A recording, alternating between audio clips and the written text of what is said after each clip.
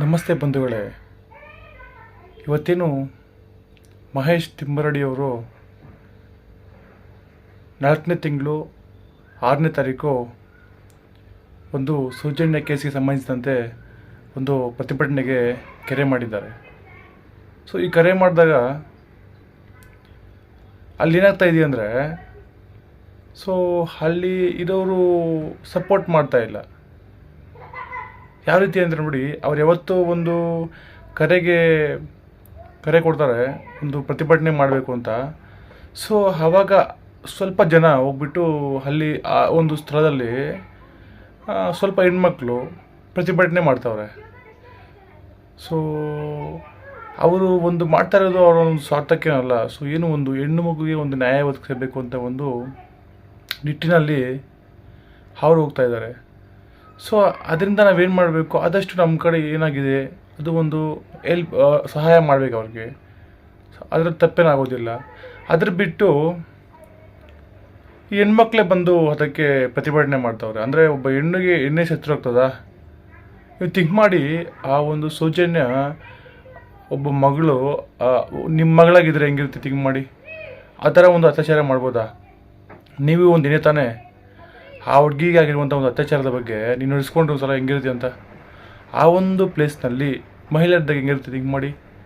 ಅದು ಥಿಂಕ್ ಮಾಡಿ, ಅದು ಒಂದು ಭಯಂಕರವಾಗಿ ಒಂದು ಕೊಲೆ ಮಾಡಿ ಅತ್ಯಾಚಾರ ಮಾಡಿದ್ದಾರೆ. ಅಂಥದ್ದು ಹೋಗ್ಬಿಟ್ಟು ನಿಮ್ಮ ಮಹಿಳೆಯರು ಸಪೋರ್ಟ್ ಮಾಡ್ತಾರಲ್ಲ, ನಿಜಕ್ಕೂ ಇದೊಂದು ದುರ್ಘಟನೆ ಅಂತ ನಾನು ಹೇಳೋಕ್ಕೆ ಇಷ್ಟಪಡ್ತೀನಿ. ಏನಾದಿದ್ರೆ ನೀವು ಸಪೋರ್ಟ್ ಮಾಡಿ. ಯಾಕಂದರೆ ಇವಾಗ ಪ್ರಾಬ್ಲಮ್ ಆಗ್ತಿರೋ ಇದೆ ರಾಮಾನ್ಯ. ಸೊ ಒಂದು ಹೆಣ್ಣಿಗೆ ಏನು ಚಿತ್ರ ಆಗ್ಬಿಡುತ್ತಾ, ಒಂದು ಹೆಲ್ಪ್ ಮೀ ಮಾಡಿ. ಅವರೇ ಅತ್ಯಾಚಾರ ಮಾಡಿದಾರೆ ಅಂತ ಏನು ಹೇಳ್ತಾ ಇಲ್ವಲ್ಲ. ಸೊ ಒಂದು ಇನ್ವೆಸ್ಟಿಗೇಷನ್ ಮಾಡಲಿ, ಏನಾಗ್ಬಿಡುತ್ತೆ ಮಾಡಿದ್ರೆ.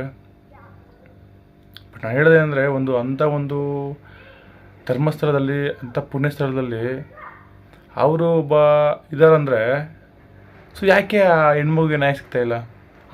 ಹಂಗಂದರೆ ದೋಷಿಗಳು ಅತ್ಯಾಚಾರ ಮಾಡಿರೋರು ಯಾರು? ನಾವು ಒಂದು ಥಿಂಕ್ ಮಾಡಬೇಕಲ್ಲ, ನಾವು ಮನುಷ್ಯರು ತಾನೆ. ನೋಡ್ರಿ, ಸಹಜವಾಗಿ ಎಲ್ಲರೂ ಒಂದು ಬರುವಂಥ ಒಂದು ಏನಂದರೆ ಒಂದು ಜಿಗುಂಸೆ ಏನೋ ಆಗಿರ್ಬೋದು ಅಲ್ಲಿ ಅಂತ ಥಿಂಕ್ ಮಾಡಿ. ಒಂದು ಚಿಕ್ಕ ಒಂದು ಜನಸಾಮಾನ್ಯರು ಮಾಡಿದ್ರೆ ಅವ್ನು ಬಿಡ್ತಾರೆ? ಯಾರಾದರೂ ಬಿಡೋಕ್ಕೆ ಚಾನ್ಸ್ ಇಲ್ಲ. ಸೊ ಎಂತೆಂಥ ಕೇಸುಗಳಲ್ಲೇ ಒಂದು ತಪ್ಪಿಸ್ಕೊಳಕ್ಕೆ ಆಗಲಿಲ್ಲ. ಅಂಥ ಒಂದು ಪರಿಸ್ಥಿತಿಯಲ್ಲಿ ಇಲ್ಲಿ ಈ ಥರ ಒಂದು ಕೊಲೆ ಆದಾಗ, ಒಂದು ಅತ್ಯಾಚಾರ ಆದಾಗ ಯಾವ ರೀತಿ ಒಂದು ಅದನ್ನು ಮುಚ್ಚಿಕ್ಕೋದಕ್ಕೆ ಒಂದು ಪ್ರಯತ್ನ ಮಾಡ್ತಾ ಇದ್ದಾರೆ ಅಂತ ಥಿಂಕ್ ಮಾಡಿ. ಓಕೆ, ಸೊ ಅವರೇನು ಇವ್ರ ಮೇಲೆ ಅಂತ ಆರೋಪ ಮಾಡ್ತಾ ಇಲ್ಲ. ಅಲ್ಲಿ ನಿಜವಾದ ಒಂದು ಆರೋಪಿಗಳು ಯಾರು ಅದು ಗೊತ್ತಾಗಬೇಕಲ್ಲ ಸಮಾಜಕ್ಕೆ, ಜನರಿಗೆ ಅದು ಗೊತ್ತಾಗಬೇಕಲ್ಲ. ಸೊ ಅದು ಯಾರು ಅಂತ ಗೊತ್ತಾಗಬೇಕಂದ್ರೆ ಅಲ್ಲಿ ಒಂದು ಒಳ್ಳೆ IPS ಆಫೀಸರನ್ನು ನೇಮಕ ಮಾಡಬೇಕು. ಅಲ್ಲಿ ಒಂದು ನಿಯತ್ತಾಗಿ ಕೆಲಸ ಮಾಡಿರಬೇಕು. ದಕ್ಷ ಅಧಿಕಾರಿಯನ್ನಾಗಬೇಕು. ದಕ್ಷ ಅಧಿಕಾರಿ ಬಂದರೆ ಮಾತ್ರ ಅಲ್ಲಿ ಏನು ಹೆಂಗೆ ಅಂತ ಇನ್ವೆಸ್ಟಿಗೇಷನ್ ಮಾಡಿಬಿಟ್ಟು ಅವ್ರು ಇದು ಮಾಡ್ತಾರೆ. ಸೊ ಅದನ್ನು ಮಾಡಿದಿರ ನೀವು ಧರ್ಮಸ್ಥಳಕ್ಕೆ ಭಂಗ ಆಗ್ತಾಯಿದೆ ಅಂದರೆ ಹೆಂಗೆ ಹೇಳಿ? ಅದು ತಪ್ಪು ತಾನೆ. ಅದು ದೇವ್ರಿಗೆ ಯಾರು ಇದು ಮಾಡಿದ್ರ? ಅಲ್ಲಿ ಆಗುತ್ತಿರುವಂಥ ಒಂದು ಪ್ರಾಬ್ಲಮ್ಸ್ ಬಗ್ಗೆ ಹೇಳ್ತಾರೆ ಅಷ್ಟೇ ಹೊರತು ದೇವ್ರ ಬಗ್ಗೆ ಯಾರು ಕೆಟ್ಟದಾಗ ಏನು ಹೇಳಿಲ್ಲ. ಎಲ್ಲರಿಗೂ ದೇವರೇ ಮುನಿಸ್ವಾಮಿ ಅಂದರೆ ಎಲ್ಲರಿಗೂ ಇಷ್ಟನೇ. ಹಂಗಂತ ಅಲ್ಲಿ ಕೊಲೆ ಎಲ್ಲ ಮಾಡಿದ್ರೂ ಸುಮ್ಮನೆ ಬಿಡೋಕ್ಕಾಗತ್ತಾ? ತಪ್ಪು ತಾನೆ ಹಂಗೆ. ನಾವು ಹೆಣ್ಮಕ್ಳಿಗೆ ಪೂಜೆ ಮಾಡ್ತೀವಲ್ಲ, ಅಂಥ ಒಂದು ಹೆಣ್ಣಿಗೆ ಆ ಥರ ಒಂದು ಕೊಲೆಯಾಗಿ ಆ ಥರ ಅತ್ಯಾಚಾರ ಆದರೆ ಹೆಂಗಿರುತ್ತೆ ಥಿಂಕ್ ಮಾಡಿ. ಸೊ ಇದಕ್ಕೆಲ್ಲ ಗೌರ್ಮೆಂಟ್ಸ್ ನೋಡಬೇಕು. ಯಾಕಂದರೆ ಈ ಥರ ಒಂದು ನ್ಯೂಸ್ಗಳು ಬಂದಾಗ ಖಡಕ್ಕಾಗಿ ಗೌರ್ಮೆಂಟ್ಸು ಆ್ಯಕ್ಷನ್ ತಗೊಂಡು ಇದು ಮಾಡಬೇಕು. ಅದು ಮಾಡ್ತಾ ಇಲ್ಲ. ಅಟ್ಲೀಸ್ಟ್ ಯಾರಾದರೂ ಬಂದು ರಾಜಕೀಯ ವ್ಯಕ್ತಿಗಳ ಬಗ್ಗೆ ಮಾತಾಡಿದ್ದಾರೆ, ಅದು ಮಾತಾಡ್ತಾ ಇಲ್ಲ. ಅದಕ್ಕೆ ಹೇಳೋದು ನಾವೇನೆಂದರೆ, ನಾವು ಪ್ರಜಾಪ್ರಭುತ್ವದಲ್ಲಿದ್ದೀವಿ, ಪ್ರಜೆಗಳ ಕೈಯಲ್ಲಿ ಎಲ್ಲ ಇದೆ. ಸೊ ನಾವೇನು ಮಾಡ್ತೀವಂದರೆ ಈ ಓಟ್ಗಳನ್ನು ನಾವು ಮಾರ್ಕೊಂಡ್ಬಿಡ್ತೀವಿ. ಅದೇ ಪ್ರಾಬ್ಲಮ್ ಆಗಿರೋದು. ಸೊ ಎಂಥ ವ್ಯಕ್ತಿಗಳಿಗೆ ಓಟ್ ಹಾಕಿ ಗೆಲ್ಸ್ಕೋಬೇಕು, ಒಂದು ದಕ್ಷ ಅಧಿಕಾರಿಗಳು ಬರ್ಬೇಕು ರೀ, ನ್ಯಾಯ ಇದಾಗಬೇಕಂದ್ರೆ. ಇವಾಗ ಥಿಂಕ್ ಮಾಡಿ, ಅವರು ಇಷ್ಟು ದಿನದಿಂದ ಪಾಪ ಮಹೇಶ್ ತಿಮ್ಮರಡಿ ಅವರು ಓಡಾಡ್ತಾ ಇದ್ದಾರೆ. ಈ ಕೇಸ್ ಬಗ್ಗೆ ಯಾರು ರಾಜಕಾರಣಿಗಳು ಬಂದು ಏನಾದರೂ ಮಾತಾಡಿದ್ರಾ? ಇಲ್ಲ, ಮಾತಾಡಿಲ್ಲ. ಯಾಕೆ ಮಾತಾಡಬೇಕು? ಅದರಿಂದ ಉಪಯೋಗ ಇರಲ್ಲ ಅವ್ರಿಗೆ. ನೆಕ್ಸ್ಟ್ ಎಲೆಕ್ಷನ್ ಬಂದಾಗ ಓಟ್ ಕೇಳಕ್ಕೆ ಬರ್ತಾರೆ. ಅವಾಗ ನಮ್ಮ ಜನರಿಗೆ ಕೇಳಬೇಕು. ಯಾಕಂದರೆ ಒಬ್ಬ ಸೌಜನ್ಯ ಅತ್ಯಾಚಾರ, ಬೇರೆಯವರ ಅತ್ಯಾಚಾರ ನೋಡಿದ್ರೆ ಇದು ಒಂದು ಕೊಲೆ ಡಿಫ್ರೆಂಟ್ ಆಗಿದೆ. ಆ ಥರ ಒಂದು ಮೃಗ ಥರ ಮಾಡಿದ್ದಾರೆ ಗೊತ್ತಾ. ಅದೇನು ನಾವು ಹೇಳಬಾರ್ದು. ಆ ಥರ ಒಂದು ಈ ಮಣ್ಣೆಲ್ಲ ಹಾಕಿ ಈ ಥರ ಮಾಡೋದು ಅಂದರೆ ಥಿಂಕ್ ಮಾಡಿ ಗಾಯ್ಸ್, ನೀವು ಥಿಂಕ್ ಮಾಡಿ. ಯಾಕೆ ನಾವು ಹೇಳೋದಕ್ಕೆ ಇಷ್ಟಪಟ್ಟು ನೀವು ಥಿಂಕ್ ಮಾಡಿ ಹೆಂಗಿರುತ್ತೆ ಅಂತ. ಮನುಷ್ಯರಾಗಿರೋರು ಯಾರೇ ಇರಲಿ ಆ ಪ್ರತಿಭಟನೆಗೆ ಅಡ್ಡಿ ಬರಲ್ಲ, ಅವ್ರಿಗೆ ಒಂದು ಸಪೋರ್ಟ್ ಮಾಡಿ. ಓಕೆ, ಸೊ ನಮ್ಮ ಹೆಣ್ಮಕ್ಳಿಗೆ ಆದರೆ ಯಾವ ರೀತಿ ಪ್ರಾಬ್ಲಮ್ ಇರುತ್ತೆ ಹೇಳಿ, ಹೌದು ತಾನೆ? ಸೊ ಎಲ್ಲರೂ ಥಿಂಕ್ ಮಾಡಿ. ಕೆರೆ ಕೊಟ್ಟಿದ್ದಾರೆ, ಅದಕ್ಕೆ ಒಂದು ಸಪೋರ್ಟ್ ಮಾಡಿ. ಅದ್ರ ಬಿಟ್ಟು ಹೆಣ್ಮಕ್ಳು ಹೋಗ್ಬಿಟ್ಟಲ್ಲಿ ಕರೆಕ್ಟೇ ಮಾಡೋದಲ್ಲ. ನೀವು ಸಪೋರ್ಟ್ ಮಾಡಿ, ಏನಾಗ್ಬಿಡುತ್ತೆ? ಸಪೋರ್ಟ್ ಮಾಡಿರಿ. ಇವಾಗ ಯಾರು ಕೊಲೆ ಮಾಡಿದ್ದೀರಂತ ಅವ್ರ ಹೆಸರು ಬಂದುಬಿಟ್ರೆ ಮುಗಿತಲ್ಲ ಅಲ್ಲಿ. ಅದು ಮಾಡ್ತಾನೆ ಇಲ್ಲಾಂದರೆ, ಇಷ್ಟು ದಿನ ಆದರೂ ಮಾಡ್ತಾನೆ ಇಲ್ಲಾಂದರೆ ಹೆಂಗೆ ಅದು ನಾಟಕ? ಇದು ಇವತ್ತಾಗಿರೋರಿಗೆ ನೆಕ್ಸ್ಟ್ ನಿಮಗೂ ಆಗ್ಬೋದು. ನೆಕ್ಸ್ಟು ನಾವು ಫ್ಯೂಚರ್ಗೆ ಏನು ಜನ್ರೇಷನ್ಗೆ ಏನು ಹೇಳ್ಕೊಡ್ತೀವಿ ನಾವು? ಅತ್ಯಾಚಾರ ಮಾಡಿ ಈ ಥರ ಮಾಡಿ ಅಂತ ಹೇಳ್ತಾರಾ? ಇದನ್ನು ಇವಾಗ ಖಂಡನೆ ಮಾಡಬೇಕು, ಒಂದು ಕಠಿಣವಾದ ಶಿಕ್ಷೆಯನ್ನು ಕೊಡಬೇಕು ಇದಕ್ಕೆಲ್ಲ.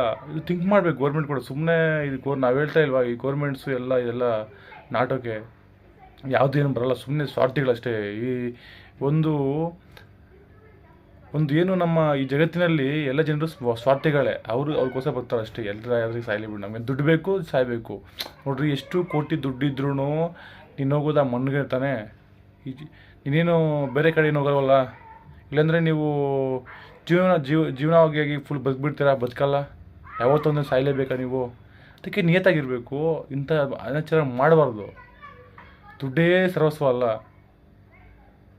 ಇಷ್ಟು ಹೇಳೋಕ್ಕೆ ನಾನು ಇಷ್ಟಪಡ್ತೀನಿ. ಸೊ ನನಗೆ ಬೇಜಾರಾಗ್ಬಿಡ್ತು. ಪ್ರತಿಭಟನೆ ಕೊಟ್ಟಾಗ ಮಹಿಳೆಯರೇ ಬಂದು ಹೇಳ್ತಾ ಇದ್ದಾರೆ, ಅವ್ರನ್ನ ಖಂಡನೆ ಮಾಡ್ತಾ ಇದ್ದಾರೆ. ನೀವು ಸಪೋರ್ಟ್ ಮಾಡೋದು ಬಿಟ್ಟು ಅವ್ರನ್ನೇ ಖಂಡನೆ ಮಾಡ್ತಿರಲ್ಲ, ಎಂಥ ದುರ್ತಿದ್ದೀಡ. ನಾವು ಕೂಡ ಧರ್ಮಸ್ಥಳ ಬಗ್ಗೆ ಯಾರು ಖಂಡನೆ ಮಾಡ್ತಾ ಇಲ್ಲಮ್ಮ. ಅಲ್ಲಾಗಿರುವಂಥ ಒಂದು ವಿಚಾರದ ಬಗ್ಗೆ ಹೇಳ್ತಾ ಇರೋದು ಅವರು. ಆಯಿತು, ನೀವು ಪ್ರತಿಭಟನೆ ಮಾಡಿ ನೋಡೋಣ, ಅದ್ರ ಬಗ್ಗೆ ಮಾತಾಡಿ. ಪ್ರತಿಭಟನೆ ಮಾಡಿದ್ದೀರಾ? ಮಾಡಿಲ್ಲ. ಇವತ್ತಾಗಿ ಬಂದುಬಿಟ್ರೆ ಹಂಗಾದ್ರೆ ಎಷ್ಟು ನಾಳೆ ಬಗ್ಗೆ ನಿಮಗೂ ಆಗ್ಬೋದು. ಅವಾಗೇನು ಮಾಡ್ತೀರಾ? ಒಬ್ಬ ಹೆಣ್ಣು ಜನ್ಮ ನಿಮ್ಮದು. ಹೆಣ್ಣು ಥಿಂಕ್ ಮಾಡಿ. ನೀನು ಆಪೋಸಿಟ್ ಹೆಣ್ಣಿಗೆ ಈ ಥರ ಪ್ರಾಬ್ಲಮ್ ಆದರೆ ನೀವು ಯಾವ ರೀತಿ ತಗೋಬೇಕಾದ್ರೆ ಹೇಳಿ? ಸಪೋರ್ಟ್ ಮಾಡಬೇಕು ಆದಷ್ಟು ನೀವು. ಯಾರು ದೇವ್ರು ಇಲ್ಲಿ? ಯಾರು ದೇವರು ಅಂತ? ಮನುಷ್ಯನ ದೇವ್ರಾ? ಅಲ್ಲ, ನಮ್ಗೆ ಗೊತ್ತಾಗ್ತಾಯಿಲ್ಲ ನಾವು ಯಾವ ಕಾಲದಲ್ಲಿ ಇದ್ದೀವಿ ಅಂತ ನಮ್ಗೆ ಇನ್ನೂ ಗೊತ್ತಾಗ್ತಾಯಿಲ್ಲ. ಇದೇನಿದು ಇನ್ನು ಹಳೆ ಕಾಲದಲ್ಲಿ ಇದ್ದೀವ? ಅಷ್ಟು ಟೆಕ್ನಾಲಜಿ ಮುಂದುವರೆದಿದೆ, ಇನ್ನು ನಾವು ಮನುಷ್ಯ ದೇವರು ಅಂತ ಹೇಳ್ತಾರೆ. ಹಾಂ, ನೀವು ಪೂರ ಇಟ್ಕೊಂಡು ಪೂಜೆ ಮಾಡಿ, ನೀವೇ ದೇವ್ರು ಆಗ್ತಾರಲ್ಲ. ಏನು ರೀ ಎಲ್ಲ ತಪ್ಪು, ಹಂಗೆಲ್ಲ ಹೇಳಿದಾಗ ದೇವರು ಅಂತ ಅದೆಲ್ಲ ದೇವ್ರಿಗೆ ಗೊತ್ತು. ದೇವರು ಇದ್ದಾರೆ, ಹೇಳಿದ್ರೆ ನಂಬ್ತಾರೆ. ನೀವು ಎತ್ಕೊಂಡು ಮನುಷ್ಯನಿಗೆ ದೇವರು ಅಂತ ಪಟ ಕಟ್ಬಿಟ್ರೆ ಹೆಂಗೆ ಹೇಳಿ?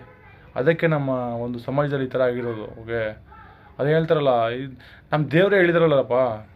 ಇಲ್ಲೇನಂದರೆ ನಿಯತ್ತಾಗಿರೋರಿಗೆ ಕಾಲ ಇಲ್ಲಂತೆ, ದುಷ್ಟವರಿಗೆ ಮಾತ್ರ ಹಣ ಸಂಪತ್ತು ದುಡ್ಡು ಎಲ್ಲ ಹೋಗುತ್ತೆ ಅಂತ ವೀರಬ್ರಹ್ಮಯ್ಯನೇ ಹೇಳಿದ್ದಾನೆ. ಸತ್ಯ, ಅದು ನಡೀತಾ ಇರೋದು ಹಂಗೇನೆ. ಇವಾಗ ಯಾರು ಒಂದು ನಿಯತ್ತಾಗಿರ್ತಾರೆ ಅವ್ರಿಗೇನು ಕಾಲ ಇಲ್ಲ ಇಲ್ಲಿ.